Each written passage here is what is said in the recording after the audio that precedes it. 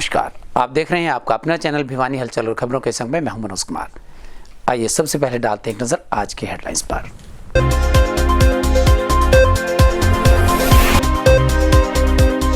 भिवानी में कोरोना के 25 केस हुए ठीक, मिले 6 नए केस।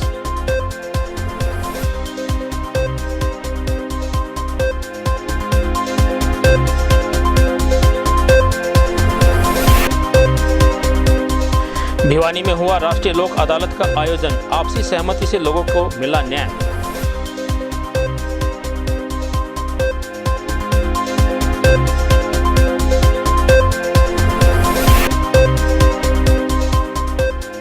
हरियाणा बोर्ड ने सेकेंडरी व सीनियर सेकेंडरी मुक्त विद्यालय पूरक परीक्षा किया परिणाम घोषित।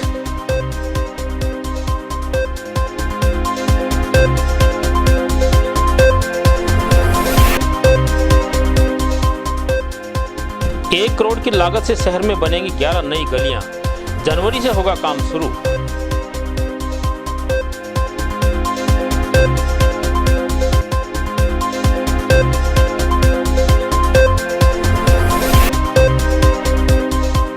किसान संगठनों की कॉल पर टोल को किया गया फ्री, चरखी दादरी रोड पर कितलाना टोल को करवाया गया फ्री।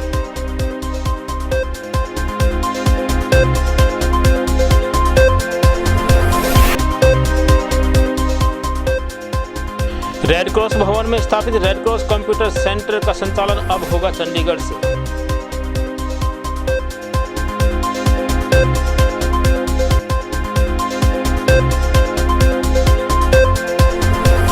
और अब खबरें विस्तार से। शनिवार को जिले में 25 कोरोना पॉजिटिव ठीक होने के बाद कुल आए 6036 केसेस में से 5687 केसेस ठीक हो चुके हैं और अब यहां 220 एक्टिव केसेस बचे हैं। वहीं शनिवार दोपहर तक आई रिपोर्ट के अनुसार 6 केसेस नए भी सामने आए और स्वास्थ्य विभाग की टीम द्वारा अनेकों सैंपल्स लेकर जांच के लिए भेजे गए। कोरोना अपडेट के बारे में जानकारी प्रदान करते हुए सीएमओ डॉक्टर सपना गहलोत ने बताया कि जिले में शनिवार को 25 लोग ठीक होकर के अपने घर गए हैं और 6 नए केस सामने आए हैं।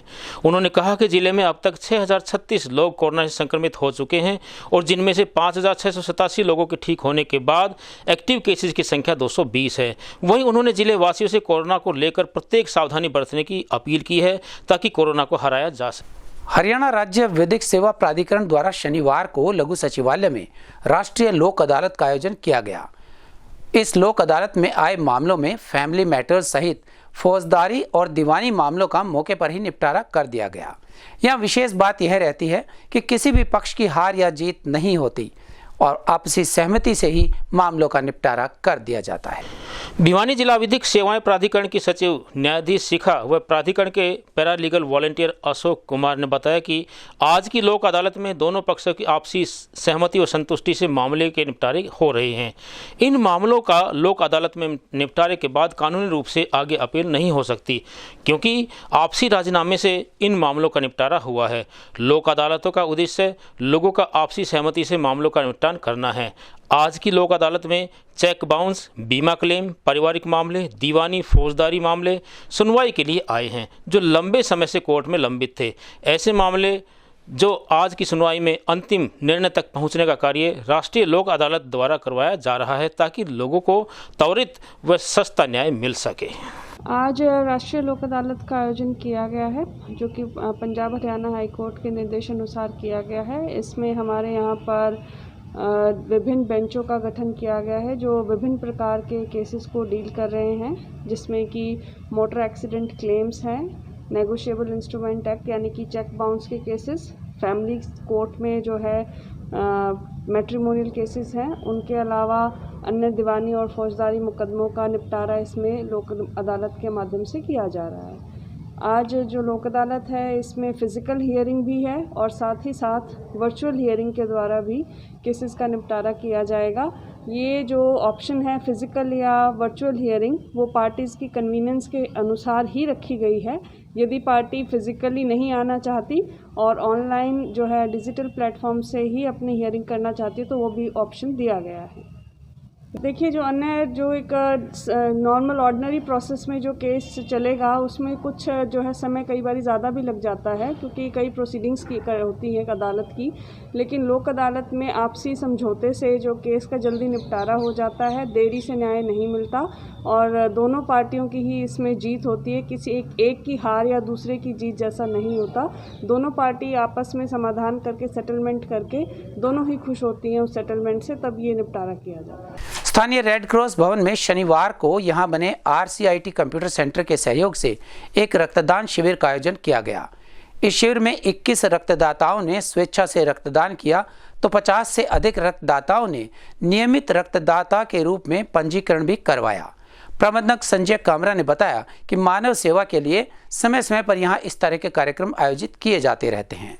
जिला उपायुक्त एवं रेड क्रॉस अध्यक्ष जयवीर सिंह आर्य के कुशल मार्गदर्शन में रेड क्रॉस भवन में RCTI कंप्यूटर सेंटर के सहयोग से रक्तदान शिविर का आयोजन किया गया। शिविर में 21 रक्तदाताओं ने अपनी स्वेच्छा से रक्तदान किया और 50 से अधिक रक्तदाताओं ने नियमित रक्तदाता के रूप में पंजीकरण करवाया।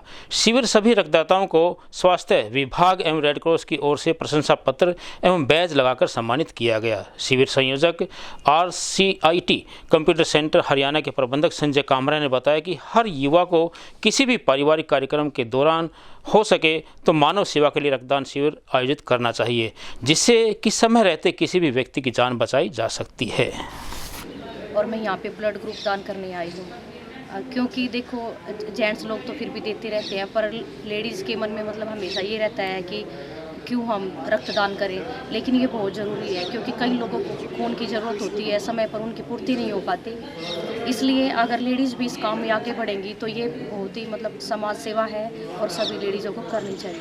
मन तो बहुत बार करने को किया, बट कभी कर नहीं पाई, लेकिन ये मेरा पहली बार का है, फर्स्ट टाइम कर रही हूँ और बहुत खुशी है कि मैं अपना ब्लड मतलब दान कर रही हूँ। ये 25वीं बार दिया।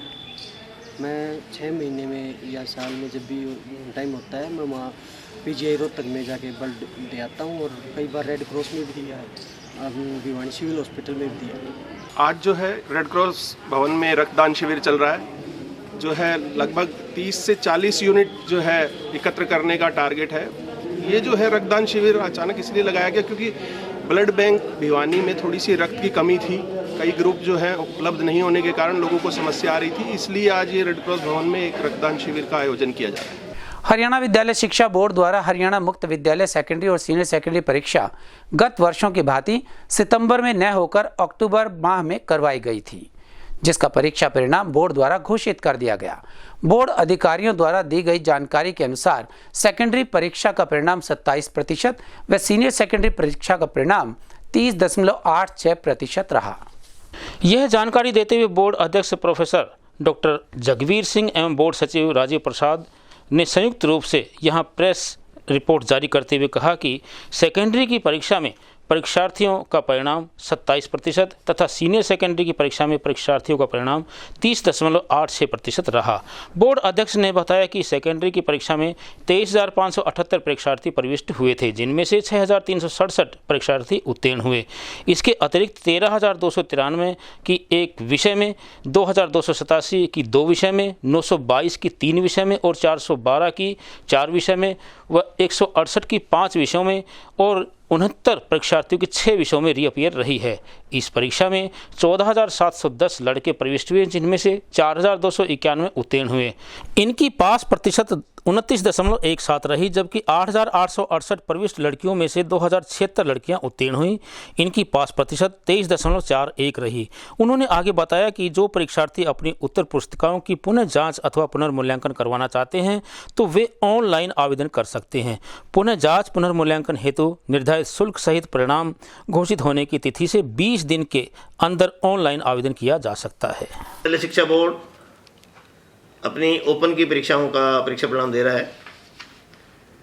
इस बार 10वीं कक्षा में 23,578 विद्यार्थियों ने परीक्षा दी, जिनके किसी के 1 सब्जेक्ट थे, किसी के 2 थे, किसी के 3 थे, किसी के 4 थे। इस प्रकार के ओपन में कंपार्टमेंट थी। तो जिन विद्यार्थियों का एक भी सब्जेक्ट में कंपार्टमेंट नहीं बचा है, ऐसे विद्यार्थी रहे 6,367 और 14,649 विद्यार्थी ऐसे हैं जिनकी एक सब्जेक्ट में कंपार्टमेंट बची है। 2999 विद्यार्थी इस प्रकार के हैं जिनकी 2 सब्जेक्ट में कंपार्टमेंट बची है, और 1261 ऐसे विद्यार्थी हैं जिनकी 3 सब्जेक्ट में कंपार्टमेंट बची है। इसी प्रकार 12वीं के परीक्षा परिणाम में 15,929 विद्यार्थियों ने इसके लिए फॉर्म अप्लाई किया था।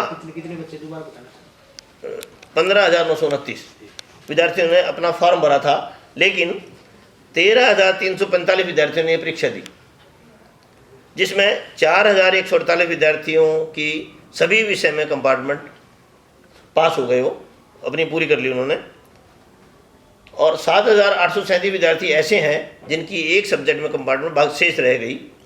2,225 विद्यार्थियों की 2 सब्जेक्ट में कंपार्टमेंट शेष रह गई, और 562 ऐसे विद्यार्थी हैं जिनकी 3 सब्जेक्ट में कंपार्टमेंट रह गई। यानी कि किसी के 5 सब्जेक्ट थे, किसी के 4 थे, 3 थे, उन्होंने अपने अपने इस प्रकार से अपने कंपार्टमेंट पूरी कर ली है। तो उसका यदि परसेंटेज की बात करेंगे तो 30.86% विद्यार्थियों ने अपनी कंपार्टमेंट के सभी विषय में पूरी कर ली है। 16 जनवरी को परीक्षा होगी। जिन विद्यार्थियों का एक सब्जेक्ट में कंपार्टमेंट बची है, जो मैंने बताया कि 10वीं में 14,649 और 12वीं में 7,839, और इसी प्रकार एकल सब्जेक्ट की जो रेगुलर में विद्यार्थी थे लगभग 6,000 ऐसे विद्यार्थी हैं, उन सब विद्यार्थियों की 16 जनवरी को बोर्ड स्पेशल कंपार्टमेंट की परीक्षा लेगा, ताकि मार्च में की परीक्षाओं में उनको फ़ायदा हो सके। बोर्ड ने ऐसे विद्यार्थियों का परीक्षा परिणाम घोषित करने की अनुमति दे दी थी विद्यालयों को कि जो विद्यार्थी किसी कारणों से एक सब्जेक्ट में फेल थे या कंपार्टमेंट थी और वो 11वीं में एडमिशन ले चुके थे, और उनके 11वीं का परीक्षा परिणाम घोषित करने की, यदि वो जनवरी में अपना परीक्षा परिणाम कंपार्टमेंट से पास डिक्लेयर करा लेंगे तो 12वीं की परीक्षा उनको देने की अनुमति दी जाएगी। नगर परिषद के अंतर्गत आने वाले 11 वार्ड्स की 11 गलियों के निर्माण के लिए टेंडर जारी कर दिए गए हैं और अब जल्द ही इनका निर्माण शुरू हो जाएगा। यह कहना था नगर परिषद के चेयरमैन रण सिंह यादव का। उन्होंने बताया कि ऑनलाइन प्रक्रिया के कारण टेंडर नहीं छूट पाते थे और अब शहर के 11 वार्ड्स में गलियों के निर्माण का कार्य रास्ता साफ हो गया है। पिछले कई महीनों से ऑनलाइन प्रक्रिया के कारण उलझे शहर के वार्डों के कार्य अब जनवरी में शुरू होंगे। गलियों के निर्माण कार्यों का अब रास्ता साफ हो गया है। नगर परिषद में कार्यालय में 11 वार्डों की 11 गलियों के लिए नई गलियों के निर्माण के टेंडर खोले गए हैं। नगर पार्षदों द्वारा 35 नई गलियों के प्रस्ताव नगर परिषद कार्यालय में दिए गए थे।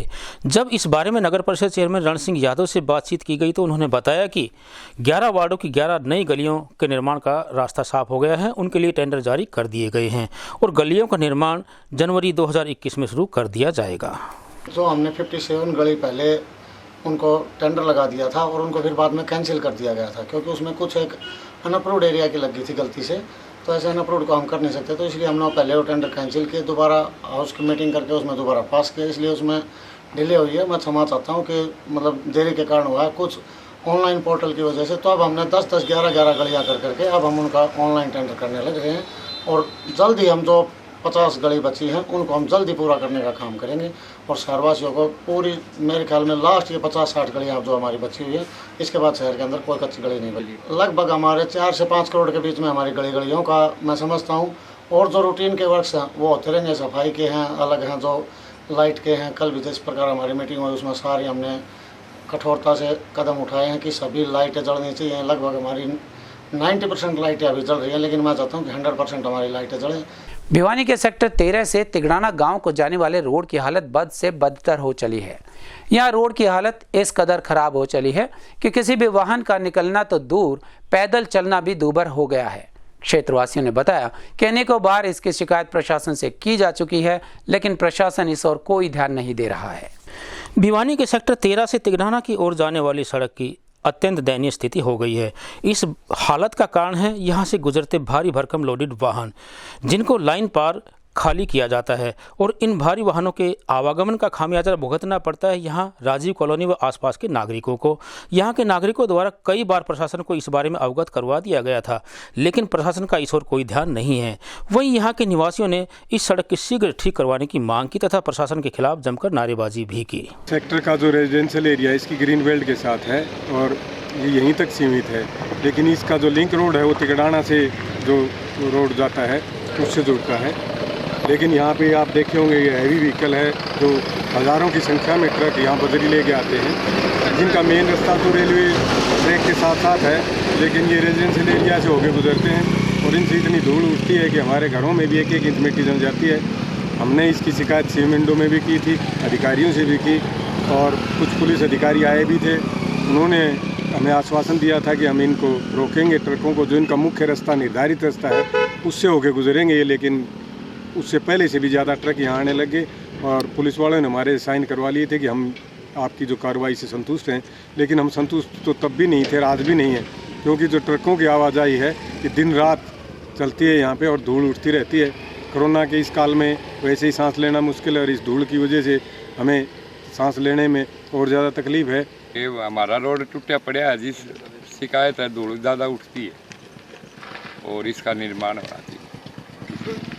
कम से कम 15-20 साल पहले एक बार बनी थी, जिसके बाद हम बनी ही नहीं। और यहाँ इस अकेडमी के पास मेरा खेत में मेरे दर्शन बोई हुई है, मैं हर रोज़ यहाँ दर्शन लेने के लिए आता हूँ। और ये रोड का इतना बुरा हाल है कि कई बार गिरते गिरते बचते हैं। कई बार तो हमारा घास वगैरह जो लेके जाते हैं तो गिर जाते हैं, तो कई बार चोट भी लग जाती है और बुरा हाल है इस रोड को। कोई भी सुध लेने वाला नहीं है इस रोड की। तो हमारा तो ये प्रशासन से ये रिक्वेस्ट है कि इस रोड को ज़्यादा सी सुध ली जाए और बनाया जाए। किसान आंदोलन के चलते भिवानी में भी किसान व अन्य संगठनों ने चरखी दादरी रोड पर स्थित कितलाना टोल को फ्री करवाया और सरकार के खिलाफ जोरदार नारेबाजी भी की। सुरक्षा की दृष्टि से खुद डीएसपी भारी पुलिस बल के साथ मौके पर मौजूद रहे। इन किसानों का कहना था कि जब तक उनकी मांगें पूरी नहीं कर दी जाती है उनका आंदोलन जारी रहेगा। 3 कृषि कानूनों के विरोध में देश की राजधानी को चारों तरफ से घेर कर बैठे किसानों ने आज पूरे देश में सभी टोलों को फ्री करने की कॉल जारी की। इसी के तहत भिवानी के एकमात्र टोल जो कि चरखी दादरी पर गांव कितलाना के समीप है, उसे किसान व अन्य संगठनों द्वारा फ्री करवाया गया। इसके बाद किसान संगठन वहीं धरने पर बैठ गए और सरकार के खिलाफ जमकर नारेबाजी शुरू कर दी। इस दौरान सुरक्षा व्यवस्था बनाए रखने के लिए डीएसपी वीरेंद्र सिंह व एसडीएम महेश कुमार मौके पर मौजूद रहे। किसी भी प्रकार की अप्रिय घटना न हो इसके लिए मौके पर 100 से ज़्यादा पुलिस के जवान तैनात रहे। डीएसपी वीरेंद्र सिंह ने बताया कि किसान शांतिपूर्वक धरने पर बैठे हैं और किसानों की मांग पर टोल की मैनेजमेंट ने अपने आप ही टोल को फ्री कर दिया है। उन्होंने कहा कि किसी को कानून हाथ में लेने के लिए नहीं दिया जाएगा, लेकिन शांतिपूर्ण आंदोलन की कोई मनाही नहीं है।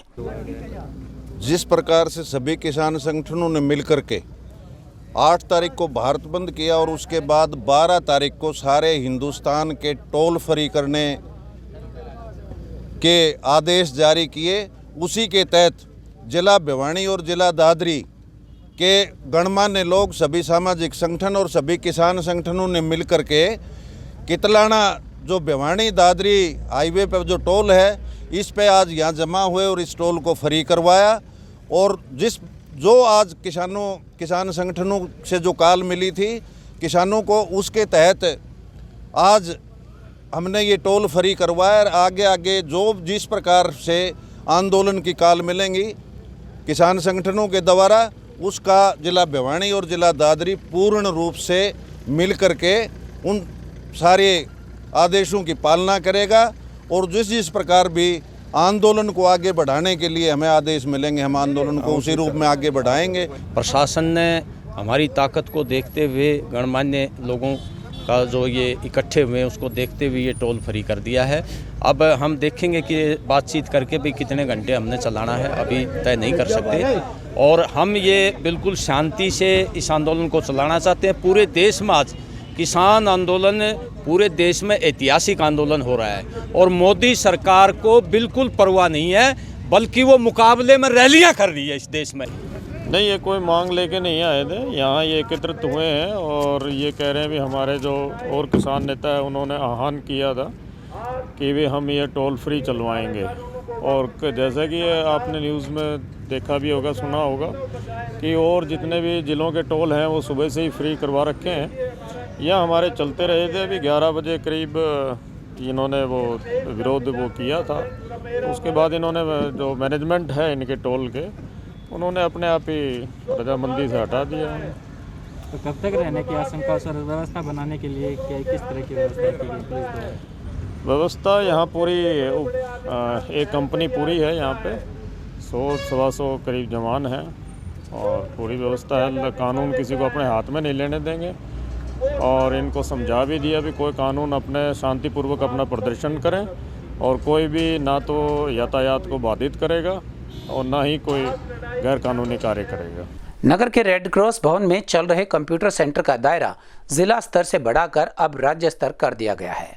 रेड क्रॉस अधिकारी संजय कामरा ने बताया कि रेड क्रॉस भवन में RICT के नाम से चलाए जा रहे सेंटर का नाम बदलकर RCIT कर दिया गया है और इसका संचालन हरियाणा शाखा चंडीगढ़ द्वारा किया जाएगा। जो कंप्यूटर सेंटर पहले जिला स्तर पर रेड क्रॉस भवन में रेड क्रॉस द्वारा चलाए जा रहे थे, अब उन्हें जिला स्तर की बजाय प्रदेश स्तर की शाखा द्वारा चलाया जाएगा। वहीं रेड क्रॉस अधिकारी संजय कामरा ने बताया कि जो रेड क्रॉस भवन में रेड क्रॉस द्वारा कंप्यूटर शिक्षा दी जाती थी, उनके सर्टिफिकेट्स भी जिला स्तर पर ही तैयार किए जाते थे। अब इनके प्रमाण पत्र जिला स्तर की बजाय चंडीगढ़ से बनवाए जाएंगे। पहले रेड क्रॉस भवन का नाम RICT के नाम से चलता था, अब इसका नाम बदलकर RCIT कर दिया गया है। उस भवन में जो रेड क्रॉस कंप्यूटर सेंटर चलता है वो पहले जो है जिला स्तर पर जो है चलते थे। अब जो है 1 अप्रैल 2020 से जो है हरियाणा राज्य शाखा चंडीगढ़ के अंतर्गत चलते हैं, जिसका नाम बदल के RCIT हो गया है। पहले RICT के नाम से जो इंस्टीट्यूट चलते थे, अब वो RCIT के नाम से चलते हैं। और ये पूरे हरियाणा में एक समान करने के लिए गवर्नर महोदय के आदेशानुसार जो है सभी जगह पूरे हरियाणा में ये खोले जा रहे हैं और उसके अंतर्गत ही जो है शिक्षा कंप्यूटर की जो बच्चे लेते थे, अब वो उनको प्रमाण पत्र जो है हरियाणा राज्य चंडीगढ़ शाखा से प्राप्त होगा। नगर परिषद के चेयरमैन रण सिंह यादव ने अपने पूर्व कथन को वापस लेते हुए कहा कि नगर परिषद भिवानी प्रशासन का पूर्ण रूप से सहयोग करेगी।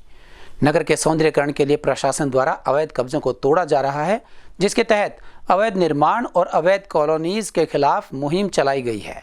उनका कहना था कि नगर के सौंदर्यीकरण के लिए यह कदम अति सराहनीय है। उपायुक्त महोदय पर जो आरोप लगाए गए थे हमारे द्वारा, वो उग्रता में और जो कम्युनिकेशन गैप की वजह से, उसका हमें खेद है। ऐसा कुछ भी नहीं था कि DC साहब ने कोई पैसे मांगे हो। और नगर परिषद की तरफ से मैं ये आश्वासन दिलाना चाहता हूँ कि कदम से कदम मिलाकर हम प्रशासन के साथ कदम से कदम मिलाकर शहर का विकास कार्य करेंगे। और जो उग्रता में कहे गए शब्द, वो एक आरोप बेबुनियादी कह सकता हूँ, जिनको ऐसा कुछ भी नहीं था।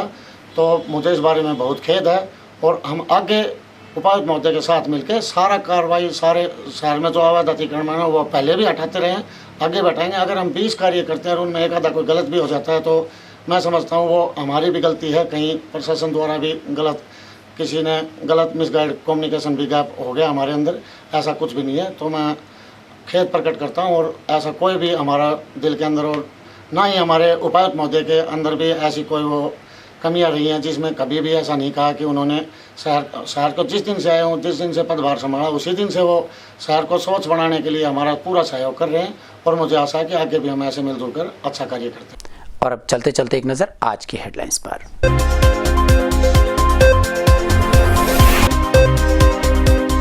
भिवानी में कोरोना के 25 केस हुए ठीक, मिले 6 नए केस।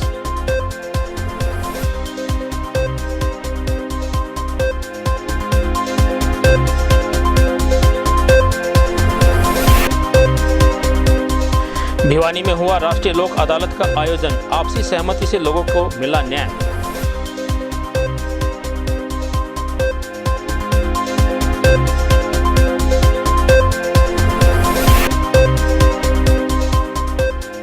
हरियाणा बोर्ड ने सेकेंडरी व सीनियर सेकेंडरी मुक्त विद्यालय पूरक परीक्षा किया परिणाम घोषित।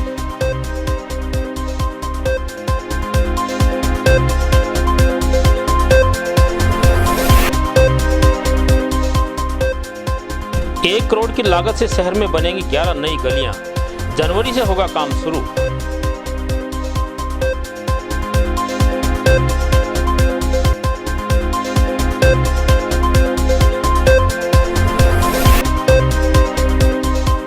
किसान संगठनों की कॉल पर टोल को किया गया फ्री, चरखी दादरी रोड पर कितलाना टोल को करवाया गया फ्री।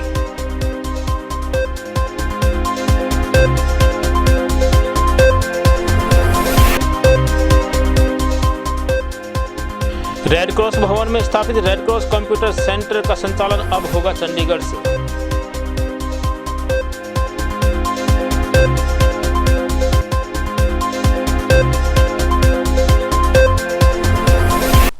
हमारे इस अंक में बस इतना ही। अगले अंक के लिए देखते रहेगा आपका अपना चैनल भिवानी।